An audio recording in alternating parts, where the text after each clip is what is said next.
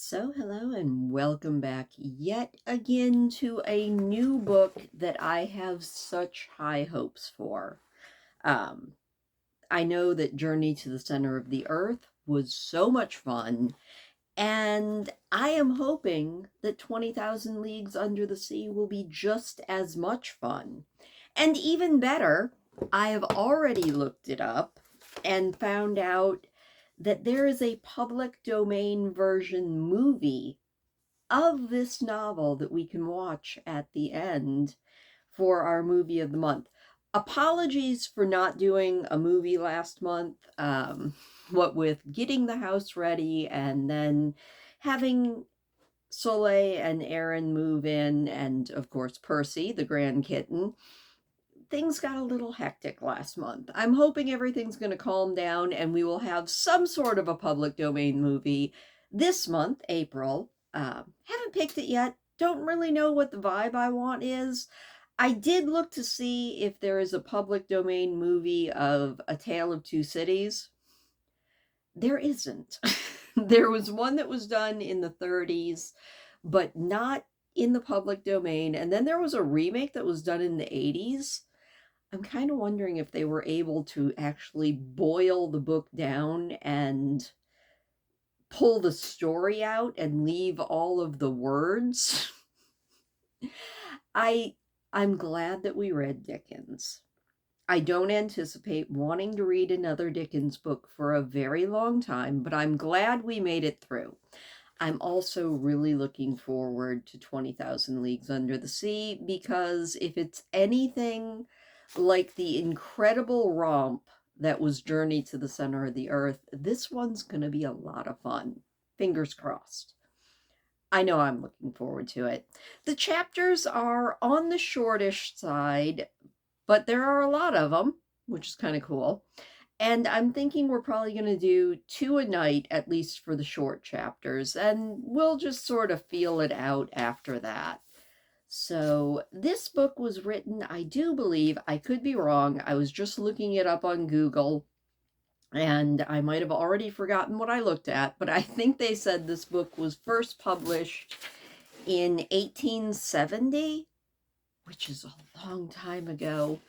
You have to give some massive props to Jules Verne because a lot of the things that he imagined that didn't exist yet, not all of them, but a lot of them came true. I also was reading that Jules Verne, when he was a child, tried to run away to the sea. And when he returned home, he promised his mother that from then on he would only run away in his imagination. And look where that led us. So, without much further ado, we're going to read chapters 1 and 2 of 20,000 Leagues Under the Sea by Jules Verne, beginning with chapter 1 titled A Floating Reef.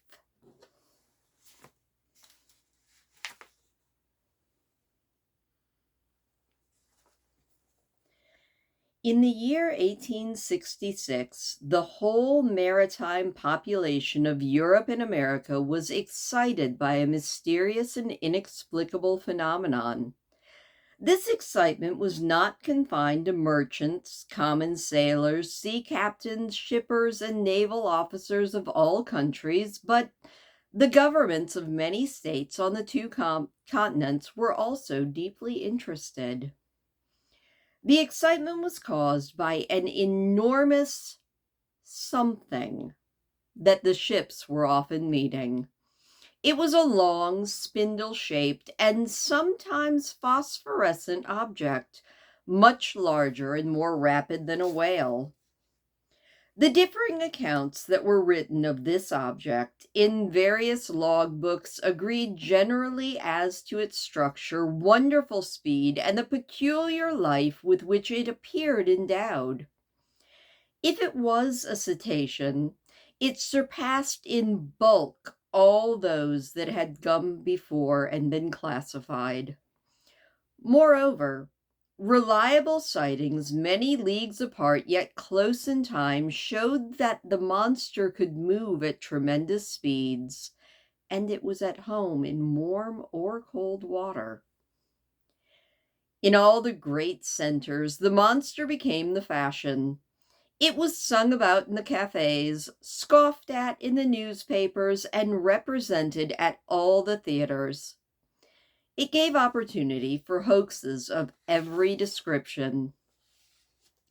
In all newspapers short on copy, imaginary beings reappeared, from the white whale, the terrible Moby Dick of the northern regions, to the inordinate kraken, whose tentacles could fold round a vessel of 500 tons burden and drag it down to the depths of the sea.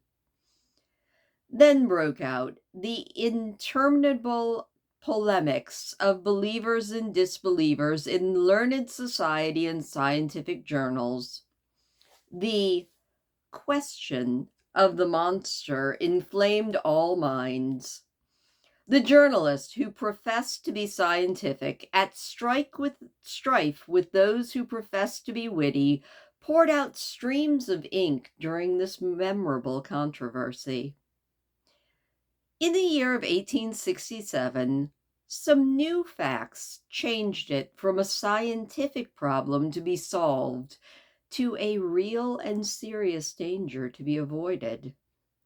On March 5th, the Morrovan of the Montreal Ocean Company, sailing in the northwest Atlantic, struck her starboard quarter on a rock which no chart gave at that point.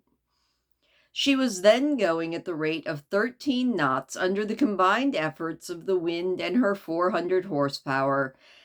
Had it not been for the more than ordinary strength of the hull, the ship would have been broken by the shock and have gone down with the 237 passengers she was bringing from Canada. This fact, extremely grave in and of itself, would perhaps have been forgotten like so many others if a few weeks after it had not happened again, under identical circumstances, only, thanks to the nationality of the ship that was this time a victim of the shock, and the reputation of the company to which the vessel belonged, the circumstance was immensely commented upon. On April 13th, by a smooth sea and a favorable breeze, the Cunard steamer Scotia was in the northeast Atlantic. She was going at a rate of 13 knots under the pressure of her 1,000 horsepower. At 4:17 p.m., as the passengers were assembled at dinner in the great saloon, a slight shock was felt in the hull of the Scotia on her quarter a bit aft of the paddle. The Scotia had not struck anything, but had been struck by some sharp and penetrating thing rather than something blunt. The shock was so slight that no one on board would have been uneasy at all, had it not been for the carpenter's watch, who rushed up upon the deck calling, "She's sinking! She's sinking!" At first, the passengers were much alarmed, but Captain Anderson hastened to reassure them by telling them the danger could not be imminent, as the ship was divided into 7 compartments by strong divisions, and it could brave any leak with impunity. Captain Anderson then went down immediately into the hold and found that a leak had sprung in the 5th compartment and the sea was rushing rapidly in. Happily, there were no boilers in this compartment, or the fires would have been put out at once. Captain Anderson ordered the engines to be immediately stopped, and one of the sailors dived to ascertain the extent of the damage. Some minutes after it was ascertained that there was a large hole about 2 yards in diameter in the ship's bottom, and that such a leak could not be stopped, and the Scotia, with her paddles half submerged, was obliged to just move on with her journey.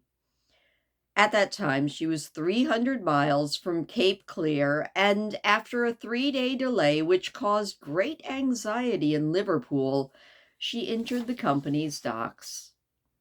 The engineers then proceeded to examine her in the dry dock where she had been placed. They could scarcely believe their eyes. At 2.5 yards below water mark was a regular rip in the shape of an isosceles triangle. The place where the piece had been taken out of the iron plates was so sharply defined that it could not have been done more neatly by a punch. The perforating instrument had done the work, and it was of no common stamp, for after having been driven with prodigious force and piercing an iron plate 1 3/8 of an inch thick, it had then been withdrawn by some wonderful backward movement. Such was the last fact, and it again awakened public opinion on the subject. After that, all maritime disasters which could not be satisfactorily accounted for were put down to the monster. All the responsibility of the numerous wrecks annually recorded at Lloyd's was laid to the charge of this fantastic animal, and they normally amount to about 3,000, of which 200 are lost to unknown causes. Thanks to the monster, communication between the two continents became more and more difficult, and the public began to loudly demand that the seas be rid of the formidable cetacean at any price. And that is the end of chapter 1, where we have met something. Is it a whale? Is it a kraken? Is it a giant squid? Is it a sea serpent? I guess we're going to have to find out after I get a drink. And now, chapter 2, For and Against.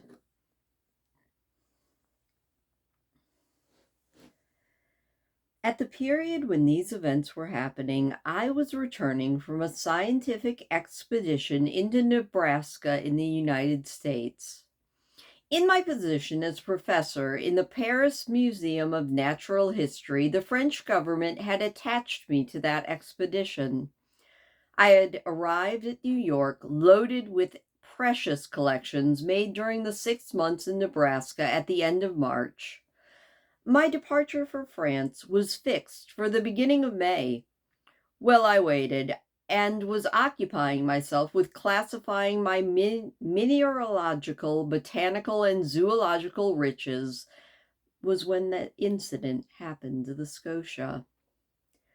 I was perfectly acquainted with the subject, which was the question of the day, and it would have been strange if I had not. I had repeatedly read all the American and European papers without being any the wiser as to the cause. The mystery puzzled me, and I hesitated to form any conclusion. When I arrived at New York, the subject was hot.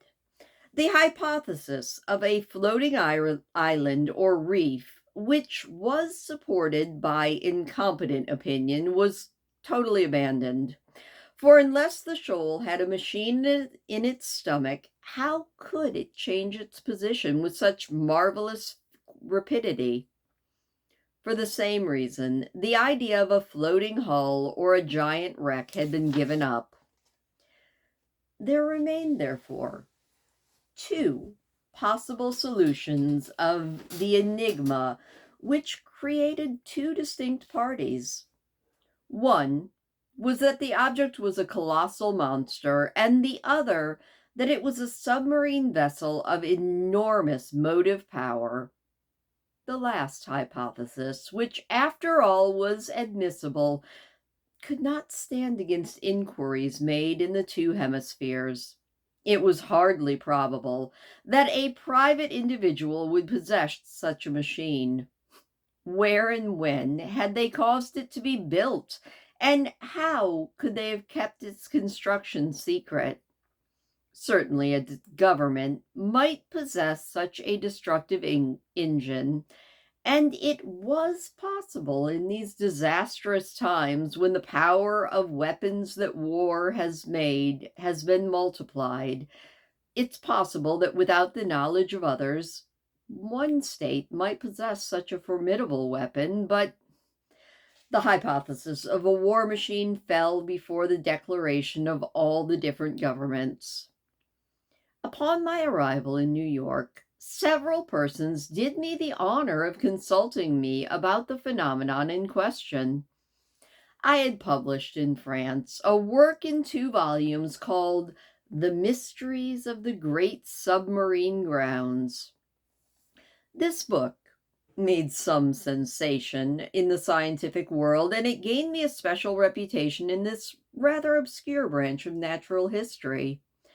As long as I could deny the reality of the fact, I kept to a decided negative, but was soon driven into a corner and was obliged to explain myself categorically. The Honorable Pierre Arnault, professor in the Paris Museum, was asked by the New York Herald to give his opinion upon the matter. I subjoin an extract from the article which I published on the 30th of April.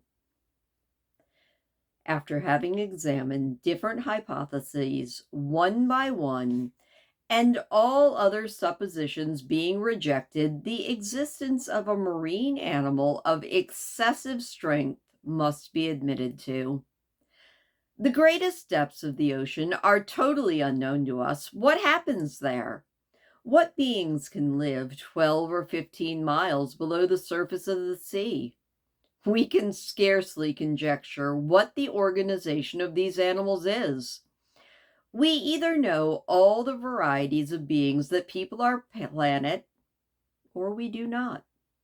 If we do not know them all, nothing is more reasonable than to admit the existence of fishes or cetaceans of an organization suitable to the strata, which is inaccessible to the soundings which, for some reason or other, come up to the surface at intervals. If, on the other hand, we do know all living species, we must, of course, look for the animal in question amongst the already classified marine animals, and in that case, I should be disposed to admit the existence of a giant narwhal. The common narwhal, or sea unicorn, is often 60 feet long. This, increased 5 to 10-fold, and a strength in proportion to its size being given to the cetacean, and its offensive arms being increased at that same proportion, well, if that happens, you have the animal we require. The narwhal is armed with a kind of ivory sword, or halberd, as some naturalists call it. It is the principal tusk and is hard as steel. Some of these tusks have been found embedded in the bodies of whales, which the narwhal always attacks with perfect success. Others have been with difficulty taken out of the bottom of ships, which they pierce through like a gimlet in a barrel. The Museum of the Paris Faculty of Medicine contains one of these weapons.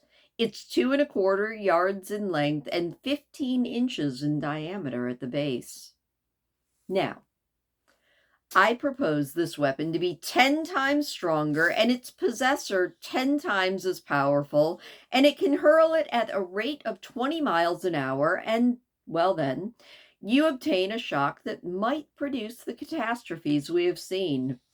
Therefore, until I get more information, I believe it to be a sea unicorn of colossal size. My article was well received, and it provoked much discussion among the public. It rallied a certain number of partisans, and opinion was soon made up as to the nature of the phenomenon, and all the public admitted without argument the existence of this prodigious animal which had nothing in common with the fabulous sea serpent.